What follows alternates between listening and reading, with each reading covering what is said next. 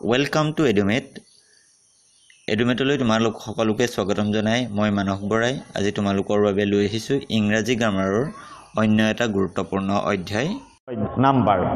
তো নাম্বাৰ মানে আমি সাধাৰণতে তোমালোকে জানা নাম্বাৰ 1 2 3 এইবোৰকে নাম্বাৰ বুলি জানা কিন্তু ইংৰাজী গ্ৰামাৰত নাম্বাৰ কি হ'ব পাৰে ইংৰাজী গ্ৰামাৰত নাম্বাৰ মানে নাম্বাৰ হৈছে দুটা থাকে দুবিধ থাকে দুই প্ৰকাৰৰ থাকে এই নাম্বাৰক অসমীয়া ব্যাকৰণত কোৱা হয় বচন কি কোৱা হয় বচন তোমালোকে হয়তো যদি অসমীয়া ব্যাকৰণ পঢ়িছা তেন্তে পাইছা যদিও নাই পঢ়া আমি নাম্বাৰনো কি জানো আহা নাম্বাৰ হৈছে দুই প্ৰকাৰৰ সিঙ্গুলাৰ এণ্ড প্লুৰেল তো সিঙ্গুলাৰ মানে হৈছে যে যেতিয়া সিঙ্গুল মানে তোমালোকে গম পাইছা সিঙ্গুল শব্দটোৰ পৰা সিঙ্গুলাৰ আহিছে আৰু সিঙ্গুলাৰৰ অপজিটটো হৈছে প্লুৰেল তো সিঙ্গুল মানে কি অকলখৰীয়া অকলে যেটো থাকিব এটো হল সিঙ্গুল তো ইয়াতে তোমালোকক মই এটা ওয়ার্ড লিখি দিছো শুন BOY বয় বুলি কওঁতে কি হ'ব এটা বুজাব সিঙ্গুল বুজাব এটা লৰাকে বুজাব বয় মানে হৈছে লৰা বয় বুলি কলে কি হ'ব এটা লৰা বুজাব কিন্তু বয়টো যদি প্লুৰেল কৰা হয় অৰ্থাৎ বেছি বুজাবলৈ যোৱা হয় এটাতকৈ বেছি বুজাবলৈ যোৱা হয় তেতিয়া তাক কি বুলি কোৱা হ'ব প্লুৰেল বুলি কোৱা হ'ব আৰু প্লুৰেল কৰিবলৈ হলে আমি কি কৰিব লাগিব BOYS কি লগ হৈছে তোমালোকে দেখিছা সিঙ্গুলাৰ শব্দটোৰ লগত এস এটা যোগ হৈ গৈছে অৰ্থাৎ সাধাৰণতে আমি কোনো এটা ওয়াৰ্ডক যদি সিঙ্গুলাৰৰ পৰা প্লুৰেল কৰিবলৈ যাওঁ তেতিয়ালে কি কৰিব লাগিব তাৰ লগত এস বা ইএস কেতিয়াবা ইএস যোগ হয় এস বা ইএস যোগ কৰিব লাগিব কি যোগ কৰিব লাগিব এস বা ইএস যোগ কৰিব লাগিব ইয়াৰ পাছতে আৰু এটা নিয়ম আছে প্লুৰেল কৰাৰ প্লুৰেল কৰোঁতে কি কৰিব লাগিব হেতু কি নিয়ম যদি কোনো এটা ওয়াৰ্ডৰ শেষৰ উচ্চাৰণটো এছৰ দৰে হয় অৰ্থাৎ আমি যোগ কি কৰিছো কি এছ যদি শেষৰ উচ্চাৰণটোৱে এছৰ দৰে হয় তেতিয়া হলে কি হ'ব কেতিয়া কেতিয়া এছৰ দৰে হ'ব পাৰে উচ্চাৰণটো যদি শব্দটোৰ শেষত বা নাউনটোৰ শেষত এছ থাকে বা ইএছ থাকে বা এক্স থাকে SHCH এই কেইটা যদি থাকে শব্দটোৰ শেষত তেতিয়ালে কি হ'ব তাক প্লুৰেল কৰিবলৈ হলে আমি কি কৰিব লাগিব ES যোগ দিব লাগিব চাওঁচোন আহা উদাহৰণ এটা GAS দেখিছানে কিহেৰে শেষ হৈছে S এৰে শেষ হৈছে তো গেছটো আমি প্লুৰেল কৰিবলৈ হলে কি কৰিব লাগিব ES আমি যোগ কৰিব লাগিব S যোগ কৰিলে কি হ'ব এটো আমি উচ্চাৰণ কৰিব নোৱাৰিম GAS SSS গেছ অৰ্থাৎ ইয়াৰ কোনো যোগ কৰা যেটো যোগ কৰিলো s টো তাৰ কোনো উচ্চাৰণ নহব সেইভাবে আমি es যোগ কৰিছো গ্যাস কি হ'ব গ্যাসেস হয়নে ঠিক তেনেকৈ ফিটস তেনেকৈ ধৰণে বেঞ্চ হয়নে এইবোৰ ক্ষেত্ৰত কি হ'ব es যোগ হ'ব এটো মনত ৰাখিব লাগিব যে কেতিয়া es যোগ হ'ব যদি হে s es x sh আৰু ch ৰে শব্দটো শেষ হয় ইয়াৰ পাছতে এটা নিয়ম আছে এই নিয়মটো কি যদি ওয়াৰ্ডটো y ৰে শেষ হয় কিহেৰে শেষ হ'ব লাগিব y ৰে শেষ হ'ব লাগিব y ৰে শেষ হ'লে নহব y ৰে শেষ হোৱাৰ আগত কি থাকিব লাগিব এটা ভাৱেল থাকিব লাগিব যদি y ৰে শেষ হোৱা শব্দটোৰ আগত ভাৱেল থাকে তেতিয়াহলে তাৰ লগত কি যোগ হ'ব তাৰ লগত s যোগ হ'ব কেতিয়া s যোগ হ'ব যদি হে y ৰ আগত কি থাকে এটা ভাৱেল থাকে ভাৱেল কেইটা আছিল তোমালোকৰ মনত আছে a e i o u হে পাঁচটা এই পাঁচটাৰ যদি কোনোবা এটাও থাকে y টোৰ আগত তেতিয়াহলে কি হ'ব তাৰ লগত s যোগ হ'ব কি যোগ হ'ব s যোগ হ'ব যদি y ৰ আগত ভাৱেল থাকে তোমালোকে ইতিমধ্যে y ৰ আগত ভাৱেল থাকিলে কি হ'ব গম পালা এটা y ৰ আগত যদি কনসনেন্ট থাকে কি হ'ব আমি এটা উদাহৰণ দিয়া আছে BABY বেবি মানে বেবি টো y আগত কি আছে কনসনেন্ট আছে কনসনেন্ট থাকিলে কেনেকৈ আমি প্লুৰেল কৰিব লাগিব BABIES অৰ্থাৎ এই y টো আছে y টো ঠাইত আমি কি লিখিব লাগিব I লিখিব লাগিব আৰু ES যোগ কৰিব লাগিব এই কথা তোমালোকে মনত ৰাখিব লাগিব যে y আগত ভাৱেল থাকিলে আমি s যোগ হ'ব আৰু y আগত কনসনেন্ট থাকিলে y টো ঠাইত I হ'ব আৰু ES যোগ হ'ব ঠিক তেনেকৈ তোমালোকক তবে আৰু এটা নিয়ম আছে এই নিয়মটো হৈছে যে যদি শব্দটোৰ শেষত o থাকে এটাকে o থাকে যে H E R O আছে O থাকিলে কি হ'ব তাৰ লগত ES যোগ হ'ব দেখিছা তোমালোকে যে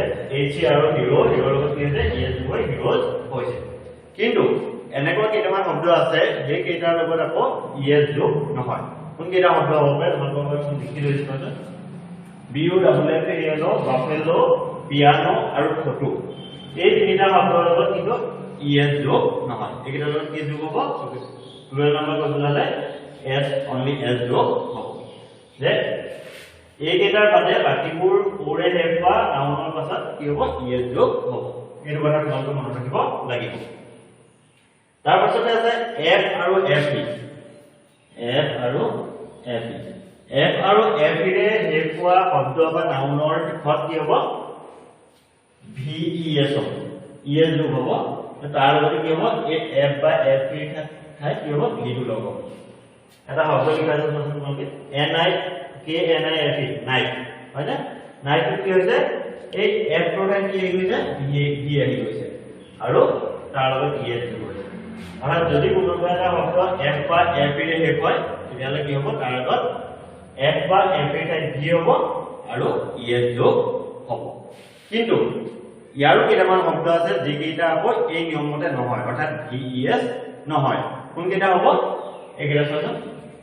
চিপ গাৰ্ল হোপ প্ৰুফ আৰু ৰোপ এই পাঁচটা শব্দৰ ক্ষেত্ৰত কিন্তু এই নিয়মটো প্ৰযোজ্য নহয় গতিকে তোমালোকে এই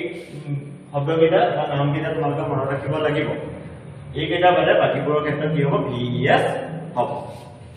ইয়াৰ পাছতে এটা আছে নিয়ম যে আমাৰ কিছুমান শব্দ বা কিছুমান নাউন প্লুৰেল নাম্বাৰ মতে কি হয় ভাৱেলটো চেঞ্জ হৈ যায় এটা ভাৱেল যদি বেলেগ এটা আছে প্লুৰেলত কি হৈ যাব বেলেগ হৈ যাব উদাহৰণস্বৰূপে তোমালোকে চাব পাৰা FWT ফুড হয় ইয়াতে ভাৱেল আছে কি FWO আছে O দুটা আছে মানে এইটো প্লুৰেল কৰোঁতে আমাৰ কি হৈছে E দুটা হৈ গৈছে অৰ্থাৎ O দুটা কি হৈ গৈছে E হৈ গৈছে অৰ্থাৎ O ঠাইত E গৈছে অৰ্থাৎ ভাৱেলটো চেঞ্জ হৈ গৈছে ঠিক তেনেকৈ টুথ মেন এইবোৰৰ ক্ষেত্ৰতো কি হৈ যায় ভাৱেলটো চেঞ্জ হৈ যায় MAN মেন মেনটো প্লুৰেল কৰিলে কি হ'ব MEN মিয়ান হ'ব তেনেকৈ চেঞ্জ হৈ যায় ইয়াৰ পাছতে আছে দুটা শব্দ আছে এই দুটা শব্দৰ ক্ষেত্ৰত কি হৈ যায় EN বা REN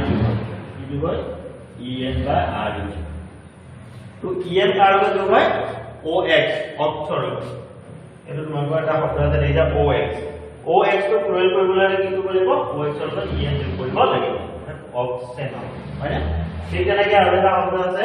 এইটো হৈছে চাইল্ড CHILD চাইল্ড চাইল্ড মানে কেঁচুৱা তোমালোকে জানা যে চাইল্ডক প্লুৰেল কৰিবলৈ হ'লে কি হ'ব REN যোগ হ'ব REN চিলড্ৰেন যাৰ উচ্চাৰণটো বদলি হৈ যায় চাইল্ডক প্লুৰেল কৰিলে চিলড্ৰেন হৈ যাব ঠিক তেনেকৈ কিছুমান কম্পাউণ্ড নাউন আছে যিবোৰ মানে অকল এটা শব্দৰে নহয় কেইবাটাও শব্দ লগ হৈ এটা শব্দ বুলি ক'ব পাৰি সেই বিশেষকৈ সম্বন্ধৰ ক্ষেত্ৰত আমাৰ মানুহ সম্বন্ধৰ ক্ষেত্ৰত কি হয় ৰিলেশ্যনৰ ক্ষেত্ৰত আমি সেইটো ব্যৱহাৰ কৰোঁ যেনে brother in law son in law sister in law এইবোৰৰ ক্ষেত্ৰত কি হ'ব এটা শব্দৰ ক্ষেত্ৰত S টো যোগ হ'ব এইটো হৈছে ল টোৰ ক্ষেত্ৰত তোমালোকে চাওঁচোন এটা লিখি থোৱা আছে son in law son in law লৰ এই লটোৰ লগত কি হৈ যাব S টো যোগ হৈ যাব এতিয়া কি হ'ব son in law son in law এনেকৈ আমি কি কৰিব পাৰোঁ প্লুৰেল কৰিব পাৰোঁ এইকেইটা নিয়মৰ জৰিয়তে আমি প্লুৰেল কৰিব পাৰোঁ সকলোতে S বা ES যোগ হ'ব কিন্তু নিয়মকেইটা অলপ বেলেগ বেলেগ হয় ইতিমধ্যে তোমালোকে যে সিঙ্গুলাৰ নাম্বাৰৰ প্লুৰেল কেনেকৈ কৰিব পাৰি তাৰ নীতি নিয়মসমূহ বা আইডিয়াসমূহ গম পালোঁ এতিয়া মই তোমালোকক কেইটামান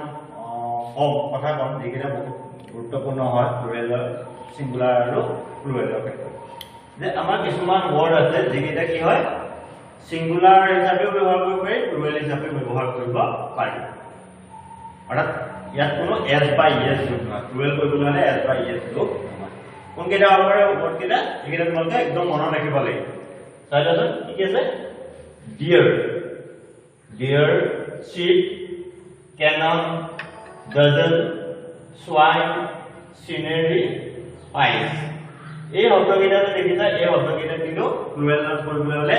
এস বা ইএস যে যোগ নহয় অৰ্থাৎ এটা ডিএ বুজাবলৈ এ ডিএ বুজাবলৈ এ ডিএ বুলি ক'ব লাগিব আৰু এটাকৈ বেছি বুজাবলৈ টু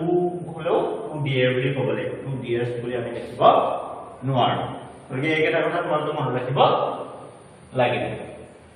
ইয়াৰ পাছতে কিছুমান ৱৰ্ড আছে কি হয় দেখাত প্লুৰেল যেন লাগে কিন্তু সিঙ্গুলাৰ হিচাপে ব্যৱহাৰ হ'ব পাৰে যেনে নিউজ নিউজ বুলি ক'লে কি হয় এস টো লাগি আছে অৰ্থাৎ এস টো লাগি থাকিলে আনহাতে দেখাত প্লুৰেল যেন লাগে কিন্তু কি হয় এটো প্লুৰেল হিচাপে ব্যৱহাৰ কৰিব পাৰি আৰু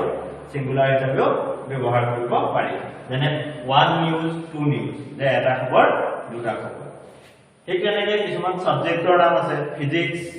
ইকোনমিক্স ম্যাথমেটিক্স এইবোৰটো কি থাকে এস টো লাগি থাকে কিন্তু এইটো আমি কি কৰিব পাৰো সিঙ্গুলাৰ হিচাপে ব্যৱহাৰ কৰিব পাৰো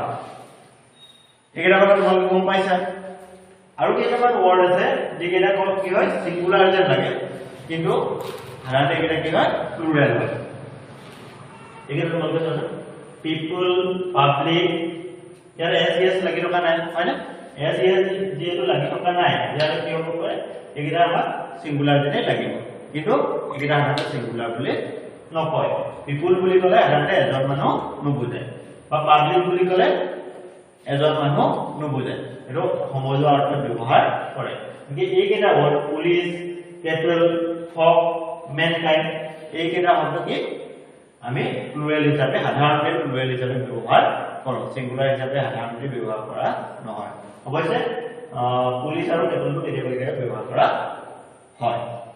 কিন্তু এইকেইটাৰ কি প্লুৰেল বা সিঙ্গুলাৰ ফৰ্ম বেলেগ বেলেগ নাই ইয়াৰ পাছতে এইকেইটা হ'ল নাউনৰ তোমালোকে ইতিমধ্যে নাউনৰ যি সিঙ্গুলাৰ আৰু প্লুৰেল ফৰ্ম গম পালা ইয়াৰ পাছতে আমাৰ যি প্ৰনাউন আছে প্ৰনাউনৰ কিন্তু সিঙ্গুলাৰ আৰু প্লুৰেল ফৰ্ম আছে সিঙ্গুলাৰ ফৰ্ম আৰু প্লুৰেল ফৰ্মত তোমালোকৰ বাবে লিখি ৰাখিছো চোৱাচোন আই মানে হৈছে মই আই টো প্লুৰেল হৈ গ'লে কি হ'ব উই হ'ব ঠিক তেনেকৈ ইউ বা ইউৰটো প্লুৰেল হ'লে একেটাই থাকিব ইউ ইয়ৰ তো মাই টো প্লুৰেল হ'লে কি হ'ব আৱাৰ হ'ব আৰু মি টো প্লুৰেল হ'লে কি হ'ব আস হ'ব ঠিক আছে হি আৰু সি এই দুটাৰ প্লুৰেল ফৰ্মটো কি দে অৰ্থাৎ ল'ৰা কি বুলি কোৱা হয় ছোৱালীক সি বুলি কোৱা হয় কিন্তু প্লুৰেল ফৰ্মত ইয়াত ল'ৰা ছোৱালী ভাগ নাথাকে দে বুলি ক'ব লাগিব ঠিক তেনেকৈ হিজ আৰু হাৰ আৰু প্লুৰেল ফৰ্মটো হৈছে দেয়াৰ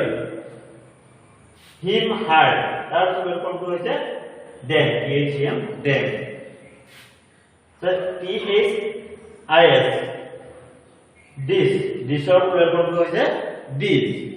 আৰু ডেটৰ প্লুৰেল ফৰ্মটো হৈছে ডোজ আৰু এটা থাকি গৈছে এইটো হৈছে ইট ITE বস্তুৰ ক্ষেত্ৰত আমি সাধাৰণতে ইট ব্যৱহাৰ কৰিব ইটৰো প্লুৰেল ফৰ্মটো কি হ'ব দে